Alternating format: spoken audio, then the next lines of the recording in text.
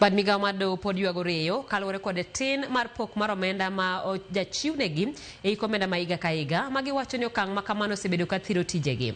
Doho kwayo bilion 35 e iko omenda mar 2025-26 mar mondo okonygi e chwalo tayo chenro maggi maonge ng'ikruok. Magi duto yangore e kinde chenro mar yango kaka bad migao mar doho osebedo ka tiyo e ripot mar iko omenda mar higa 2023-24. E kindego bende bad migao mar doho ne oyango doho mar mbui kokalo e yor lony manyasani mong'ere kaka e-judiciary. Sharon Ong'ao ni kod mathoth. A round of applause ne en nyasi mano yuore gi jong'ad bura, jotije mag doho, kaachiel kod josiasa. E nyasi no bad migao mar doho oyango ripot mar kaka chal margi mar tich mar hiko omenda mar higa mar 2023-24 nobedo, kaachiel kod yango mbui matudo doho kamoro amora ma ng'ato nitiere.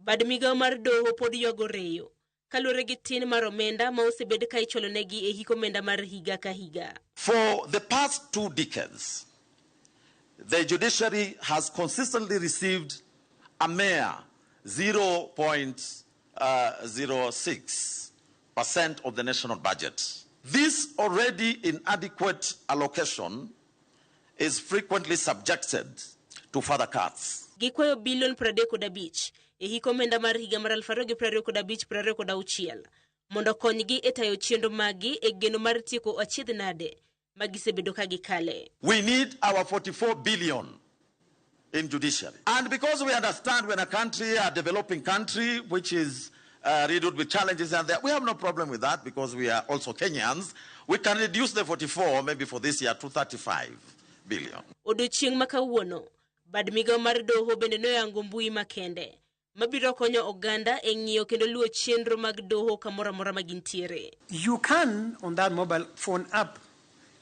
track your case real time. So you don't have to call the registry. You don't have to come to the registry. You don't even have to call your advocate. You can get the information on your phone wherever you are. You have a court in your hands.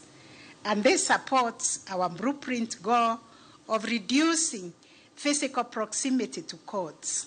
Kana giyango report mar chal margi mar tich mar hiko omenda mar higa mar 2023-24 bad migao mar doho olero achiedh nade magisebedo ka gikale kuom higni buora mosekalo. Several courts continue to operate under serious constraints.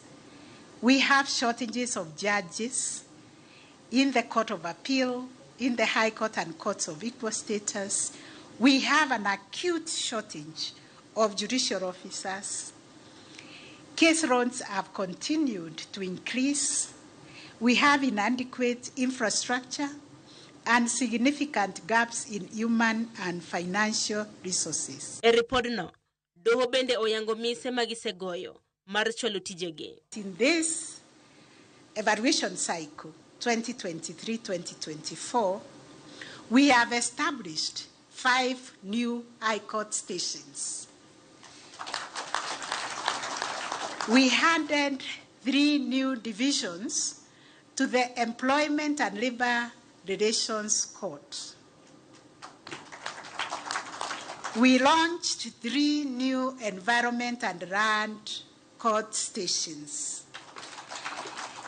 We opened 3 new magistrates courts and 28 small claims courts. Magi duto timore e kinde ma bad migao mar doho bendo singo ni machiegni ne gibiro weyo tiyo kod otese kendo gichak tiyo mana kod yore mag lony manyasani kende. Sharon Ong'ao, Ramogi TV.